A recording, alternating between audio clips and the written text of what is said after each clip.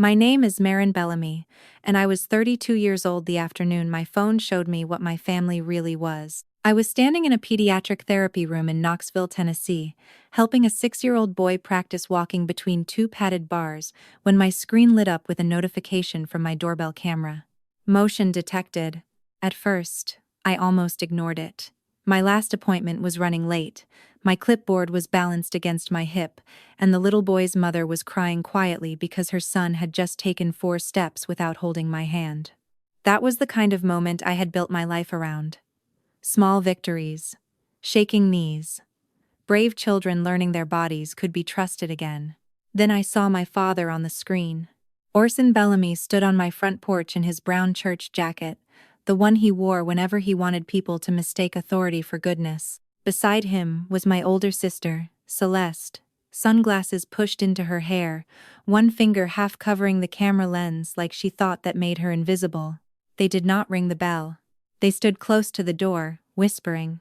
I turned the volume up just in time to hear my father say, "Don't scare her too fast, just make her think her mom could lose the house." For a second, the room around me went completely quiet.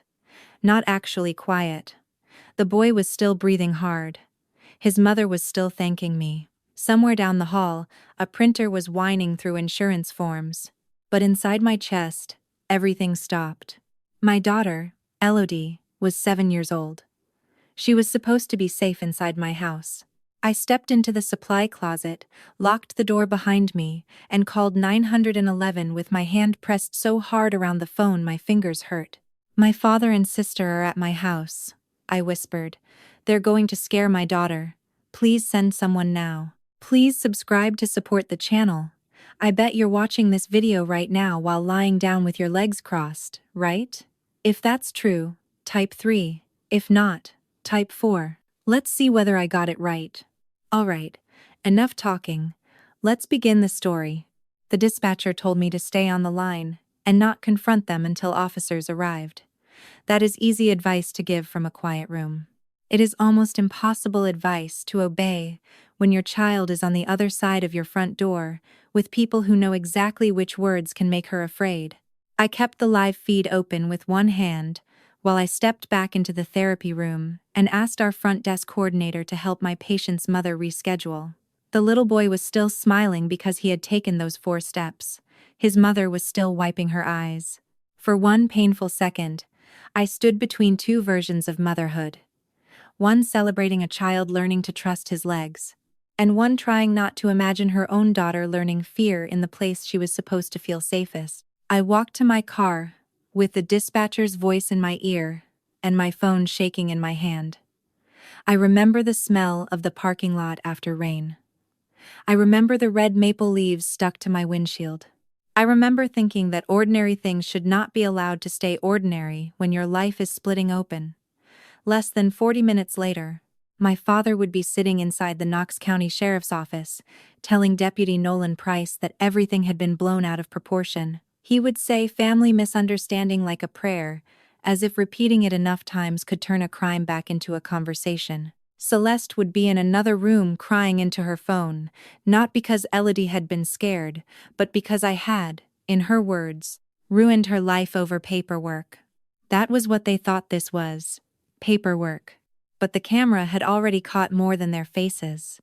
It had recorded Celeste, whispering that the green binder had to be in my office because I was too sentimental to keep it anywhere else. It had recorded my father answering, "Then we get the kid to tell us where the office key is." And when Celeste tried to cover the lens with her finger, the glass of my storm door reflected enough of her face to show that tight little smile she wore whenever she believed she had cornered someone. Then I noticed the black SUV across the street. A man stepped out, checked his watch, and crossed toward the edge of my driveway, close enough for the microphone to catch his voice. "Tell Orson I can't wait all day. If they have the authority letter, we can still make the 5 p.m. wire." That was when my fear changed shape. They had not come to ask. They had come with a buyer waiting outside. They had come with a buyer waiting outside because they believed I would break the way I always had. That was not arrogance they invented overnight. My family had been practicing on my guilt for years, first with smaller requests, softer voices, emergencies that always arrived with a deadline and somehow disappeared the moment I wrote a check. My mother, Maren Bellamy, saw it before I did. She was not a loud woman. She kept books for a small Methodist church, 2 plumbing companies, and a flower shop whose owner paid her every December with cash and a poinsettia. She wore drugstore reading glasses on a chain and kept receipts in envelopes labeled by month. People mistook her gentleness for weakness. But my mother could look at a column of numbers and tell you exactly where someone had started lying. 5 years before that Thursday afternoon, she died in a hospice room that smelled like lemon wipes and wilted carnations. Orson stood near the window, talking about medical bills before the nurse had even finished the final paperwork. Celeste cried into my shoulder, then asked whether Mom had said anything about the cottages. I remember pulling back and looking at her, really looking, and realizing grief had not changed my sister. It had only removed her patience. The cottages were Clover Bend, 6 small one-story homes near Maryville Pike that my mother had bought one at a time over 12 years. Retired teachers, widows, a former mail carrier, and an old banker named Vernon Ames lived there. Mom kept the rent fair, fixed porches before anyone complained, and said older people deserved a place where the mailbox, the kitchen window, and the front steps stayed familiar. When the will was read, Clover Bend came to me. My father's face did not break, it hardened. She was sick, he said. She didn't know what she was signing, Celeste said. Of course she gave it to Maren. She always did love the helpless one. I was not helpless. I was just the one who kept showing up. I paid $8,600 when Dad said his roof was leaking into the hallway. I loaned Celeste $12,000 after her divorce because she said she needed 1 clean month to get back on her feet. I bought groceries, covered deductibles, drove Dad to appointments, and hosted holidays where they insulted me over food I had cooked. Each time, I told myself peace was worth the cost. What I did not know then was that Mom had already placed the real reason inside a green binder no one else was supposed to touch. Peace, to people like Orson and Celeste, was not a gift, it was a door. And every time I opened it, they learned the lock was guilt. The first time Celeste hinted that she needed more than money, she did it gently, almost sweetly.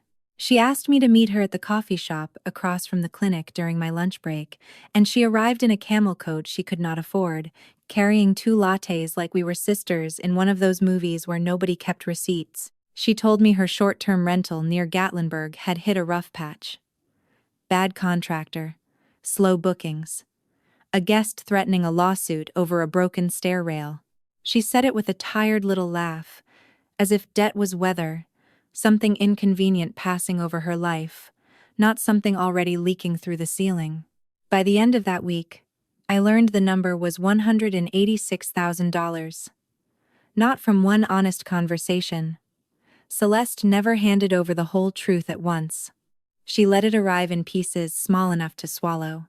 A missed vendor payment, a private loan, a business credit card maxed out on furniture guests had already damaged.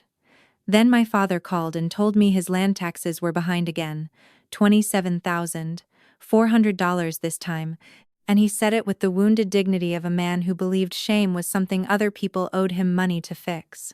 At first, they called it help, then they called it fairness, then they called it what Mom would have wanted. That was when I knew the request was not really a request anymore. It arrived in a cream envelope. Celeste slid across my kitchen table while Elodie colored in the next room. The title was Temporary Management Authority. Clean font, gentle language. Nothing about control. Nothing about collateral. Nothing about giving my father and sister enough power to move Clover Bend into a deal I would not see until it was too late. Celeste tapped one polished nail against the signature line and said, "It just lets Dad help manage things until everyone gets stable." I took the papers to Yvonne Calder the next morning. Her office smelled like old paper and peppermint tea. She had been my mother's attorney for 15 years, and she had the kind of face that became quieter when she was angry. She read the document once, then again, slower. Maren, she said, people do not ask for temporary control unless they already know what they want to do with it. After that, the small things lined up. Celeste asking if I still worked late Thursdays. Dad wanting the garage code in case of emergencies. My sister calling Elodie a nervous little thing, with a smile that made my stomach tighten. 2 weeks before the break-in, my doorbell camera caught Celeste standing on my porch after I had told her I was not home, studying the lens like she was measuring what it could see. I should have changed the garage code that day. But old guilt is patient. It waits for you to call danger by a softer name. That softer name was emergency. It was the word my father had always used when he wanted access without questions, the word that made me hand over keys, money, time, and forgiveness before I had even asked what had happened. By the time he used the old garage code that Thursday afternoon, he had already trained me to feel cruel for wanting a locked door. On the live feed, I saw Celeste lean toward the keypad beside the garage, her shoulder blocking part of the view. Then came the faint beeps, followed by the heavy mechanical groan of the door lifting. "Hurry," she said. "Judith's car is gone." Judith Pike had been watching Elodie after school because I had one late patient. She was 72, careful in the way older women become careful after a lifetime of noticing what other people miss. She had not gone far. Elodie's allergies had been bothering her that week, and Judith had stepped next door to grab the backup inhaler from her own kitchen drawer, the one I had left with her for emergencies. 10 minutes. That was all my father and sister needed. I learned later that Elodie had been sitting at the kitchen table, drawing the dogwood tree in our front yard, her crayons lined up in a rainbow because she liked things to have order. When the garage door opened, she looked up smiling at first. That was the part that stayed with me. Before fear, there was trust. "Grandpa," she said. He did not ask if she was okay. He did not ask where Judith was. He stepped into my house and asked, "Where does your mother keep the green binder?" Elodie told him she did not know. Celeste was already moving through the hallway. I heard enough through the open garage and the doorbell microphone to catch drawers sliding, a closet door hitting the wall, her voice sharp and impatient. "Check the office key. She hides everything." Then my father lowered his voice. "Listen to me, sweetheart. Your mother is making bad choices. If she doesn't help this family, people could lose their homes." Elodie started crying quietly. Not loudly. Not the kind of cry that asks for comfort. The kind children make when they are afraid comfort will make things worse. "I don't know," she said again. "Good girls tell the truth," he answered. I was already in my car, backing out of the clinic lot, with the dispatcher still on the line. I wanted to scream through the camera. I wanted to call Judith. I wanted to become something faster than traffic and distance and fear. Instead, I kept breathing, because if they left before officers arrived, they would turn my daughter's terror into another story about me overreacting. So I listened, and for the first time, I understood what my guilt had invited to our door. I reached my street 7 minutes later, though it felt like I had driven through an entire lifetime to get there. Judith was standing on her porch with one hand pressed to her chest and the other holding her phone. Her face told me she already knew something was wrong. The black SUV was still across the street. My garage door was half open. My own house looked exactly the same from the outside, which somehow made it worse. The dispatcher told me officers were close. I heard that. I understood it. But then Elodie cried again, a thin broken sound coming from inside the house, and every careful part of me nearly came apart. I parked at the curb instead of the driveway. I left the engine running. I kept my phone in my hand, the call still open, the recording still active. For a few seconds, I stood by the mailbox and listened through the open garage. Celeste's voice cut down the hallway. "If Maren sees Elodie crying, she'll sign. She always signs when someone makes her feel guilty." That sentence did something to me. Not anger. Anger is hot. Anger moves too fast. This was colder. Cleaner. Like a door closing in a room I had spent years trying to keep open. I walked through the garage and into my kitchen. Elodie saw me first. She was standing beside the table with her hands curled against her chest, crayons scattered at her feet. Her face changed when she saw me, but she did not run. That was the part that almost broke me. My daughter looked relieved and ashamed at the same time, as if she had failed some test no child should ever have been given. "Elodie," I said, keeping my voice low. "Come to me." My father turned like I was the one who had entered without permission. "Maren, you need to calm down." I looked at him, then at Celeste coming out of the hallway, with papers pressed against her sweater. "No," I said. "You need to step away from my child." Celeste gave a sharp laugh, but it had fear under it. "You made this ugly. We came because you refused to talk like family." I lifted my phone just enough for both of them to see the screen. "The police are on their way," I said, "and the camera has been recording since before you opened the garage." For the first time, neither of them answered right away. My father's eyes flicked toward the doorbell outside. Celeste's mouth opened, then closed. Behind me, Elodie finally moved. Her fingers caught the back of my shirt, small and shaking. I put one arm around her without taking my eyes off them. "This is my home," I said. "That is my daughter, and you do not get to call fear a family conversation." The sirens arrived without drama at first. No screeching tires, no doors thrown open. Just two sheriff's cruisers rolling up to the curb with a steadiness that made my father suddenly remember how to stand like a respectable man. Deputy Nolan Price stepped out first, one hand near his belt, eyes moving from the half-open garage to Celeste's hands, then to Elodie tucked against my side. Another deputy came around the other cruiser and asked everyone to stay where they were. Orson lifted both palms, wounded and dignified. "Deputy, this is a family matter. My daughter is under a lot of stress." Celeste nodded too fast. "She's been overwhelmed for months. We came to talk. She's making this sound criminal because she doesn't want to help." I did not answer them. I had learned by then that explanations only feed people who survive by twisting them. I handed Deputy Price my phone and said, "The footage starts before they entered the garage." He watched it right there in my kitchen. I watched his face instead of the screen. At first, his expression stayed professional. Then Orson's voice came through, low and clear. "Don't scare her too fast." Celeste's face changed before anyone said a word.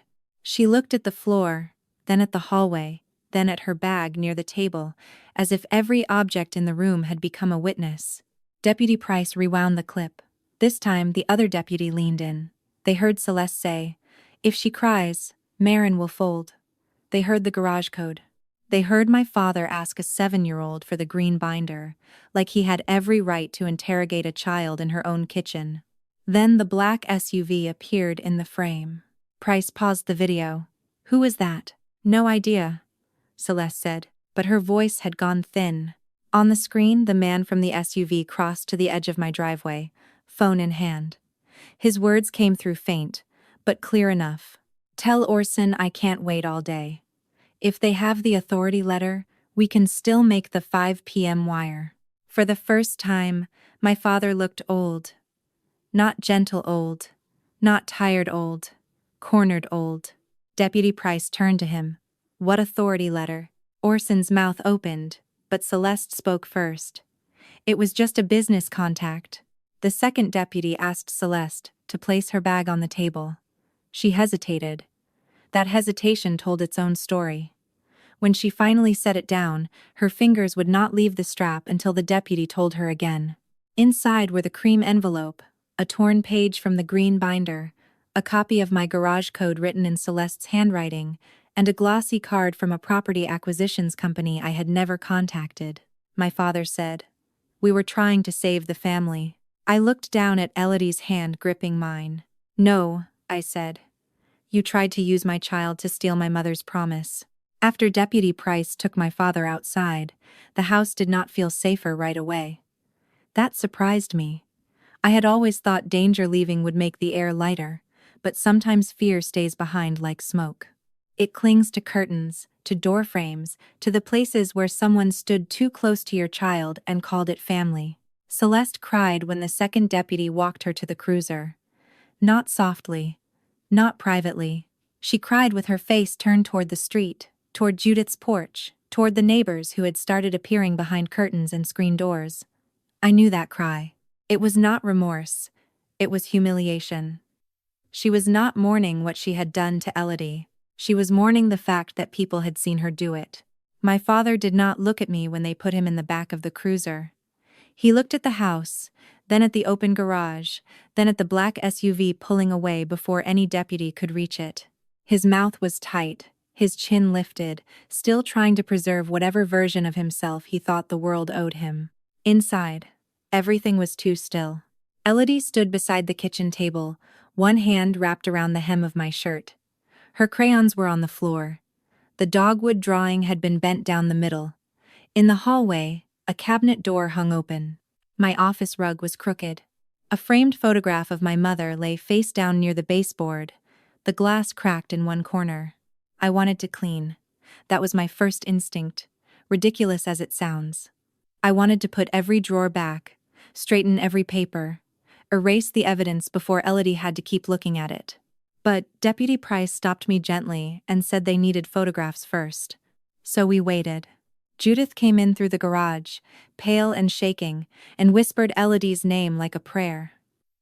Elodie did not run to her. She stayed pressed against me. Judith saw that and covered her mouth. That night, Elodie slept in my bed with the hallway light on. Every sound made her eyes open.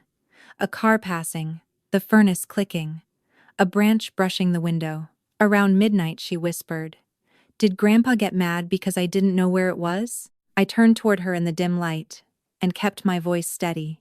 "No, baby. You did nothing wrong. Adults made bad choices. You were never responsible for fixing them."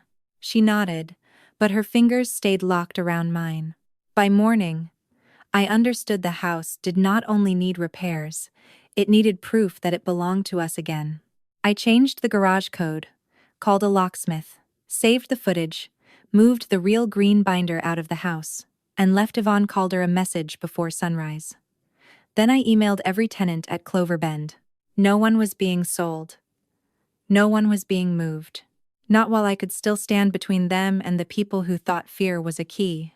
For 2 days, I thought the quiet meant everyone was waiting for the legal process to move. I should have known better. People like Celeste do not stop performing when they are caught. They simply change the audience. Her post went up on Saturday morning. I saw it because a cousin sent me a screenshot with 3 question marks and no courage behind them. Celeste had written a long, polished paragraph about greed, betrayal, and how some people inherit everything but still refuse to help their own father. She mentioned debt without explaining how it happened. She mentioned family without mentioning my daughter. She said I had called the police over a misunderstanding about paperwork, as if a 7-year-old crying in her own kitchen was a footnote. By noon, the comments had started. "He's still your father. Your mother would want peace." There are 2 sides to every story. I stared at those sentences while Elodie sat at the table eating toast cut into triangles because whole slices suddenly felt too big for her. That was the part no one online could see. They could not see how she had started asking, before opening the back door. They could not see how she carried her stuffed rabbit from room to room, as if leaving it behind might make something bad happen. They could not see that every time a car slowed near our mailbox, her shoulders rose. My father worked his own version through the church phone tree. By Sunday afternoon, 3 women from his congregation had called me, not to ask if Elodie was okay, to remind me that bitterness destroys families. One said, very gently, that men of my father's generation sometimes handled stress poorly. I thanked her for calling and hung up before I said something I could not take back. Old Maren would have written paragraphs. She would have explained every detail, attached proof, begged people to understand. Old Maren believed being misunderstood was an emergency. New Maren called Yvonne. She listened, then said, "Do not argue with a smear campaign. Document it." So I took screenshots. I saved voicemails. I forwarded everything to her office. Then I wrote one message in the family group chat. "There is an active criminal investigation. A child was frightened inside my home. Doorbell footage, witness statements, and recovered documents have been turned over to law enforcement. Any further false statements will be handled by my attorney. No recording, no photos, no begging. Just the truth, with a locked door around it. By Monday morning, Celeste's post was gone. But screenshots travel faster than shame, and this time, I was not the one cleaning up the mess. On Monday afternoon, I sat in Yvonne Calder's office, with my hands folded around a paper cup of coffee I had not touched. The smear campaign was already thinning, but it had left that sour feeling lies leave behind. The sense that your name has been handled by people who never earned the right. Yvonne did not ask me how I felt. She knew better. She opened a fireproof cabinet behind her desk and took out the original green binder. It looked ordinary sitting there between us. Forest green cover, brass corners, my mother's handwriting on a white label, Clover Bend. I had seen copies before. Deeds, leases, repair logs, insurance policies, responsible things, boring things. The kind of documents people ignore until someone dangerous starts looking for them. Yvonne rested one hand on the binder. Your mother updated this 6 months before she passed, she said. She was very clear about why. I felt something move in my chest, not quite grief, not quite fear. Why didn't you tell me everything then? Because she asked me not to unless Orson or Celeste tried to interfere. Then she opened it. Behind the leases and tax forms was a letter sealed in a plain envelope with my name written across the front. Not Maren Bellamy, just Maren, in my mother's careful slanted script. I stared at it for a long time before I could open it. My mother's words were steady. That was what undid me. She wrote that she loved my father, but love had never made him honest with money. She wrote that Celeste had a way of turning every mistake into someone else's duty. She wrote that I had a good heart, and that good hearts were often treated like unlocked doors by people who preferred access to accountability. Then came the sentence I read 3 times. If they ever tell you that protecting this place means you do not love them, remember this. Love that requires you to surrender your judgment is not love. It is control. I covered my mouth with my hand. Yvonne turned to the legal section. My mother had built protections I had never fully understood. Orson could not manage Clover Bend. Celeste could not use it as collateral. Any authority document involving them required independent legal review. Any attempt to pressure me would trigger a protective trust structure that removed the property from casual transfer. For 5 years, I thought Mom had left me responsibility. That afternoon, I understood she had left me a wall.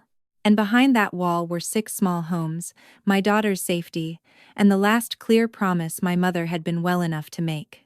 The hearing was held 3 weeks later, in a courtroom that looked too small for the amount of damage my family had tried to carry into it.